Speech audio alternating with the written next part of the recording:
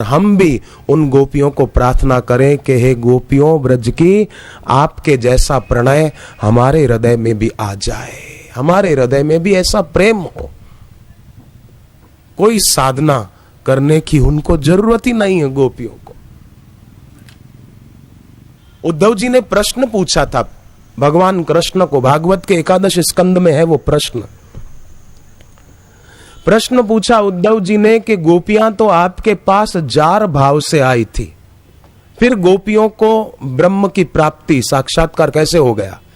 भगवान ने कहा उद्धव मत कामा रमणम जारम अस्वरूप विदो अबला।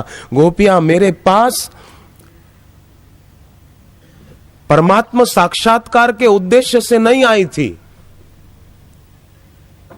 प्रेम था केवल उनका, प्रेम निर्दोष निष्काम प्रेम।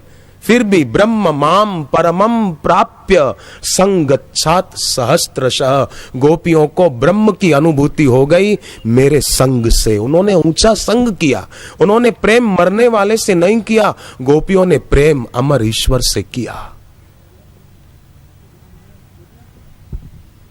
ऐसा प्रेम हो।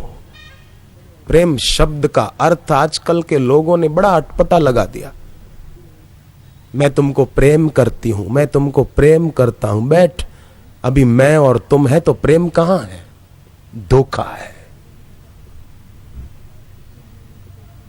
गोपियों की तरह होता अगर प्रणय होता हृदय में तो संत्यज्य सर्व विषयांश तव पाद मूल।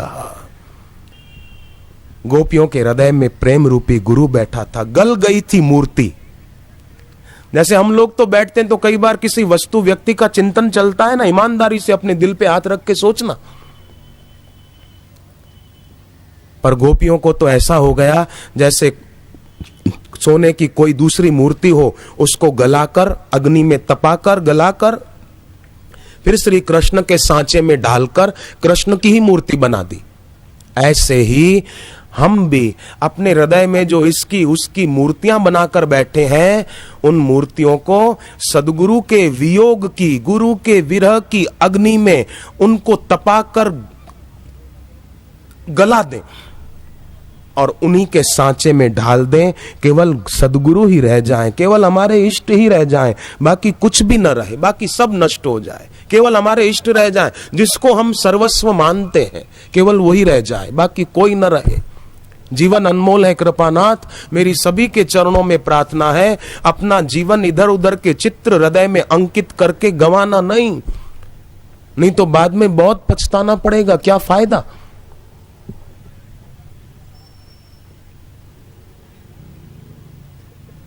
संभल के बिताना। जैसे गर्भवती स्त्री होती है ना, वो संभल कर चलती है, संभल कर कदम उठाती है, क्योंकि गर्भ की रक्षा करनी है, बालक को जन्म देना है। ऐसे ही हमें भी उसका अनुभव करना है, उसके करुणा का, कृपा का। तो हम भी संभल कर कदम आगे रखें, संभल के यात्रा करें इस जीवन पथ पर। सोच कर कदम आगे बढ़ाएं कि अमुक बात बोलने की नहीं है, अमुक चीज खाने की नहीं है।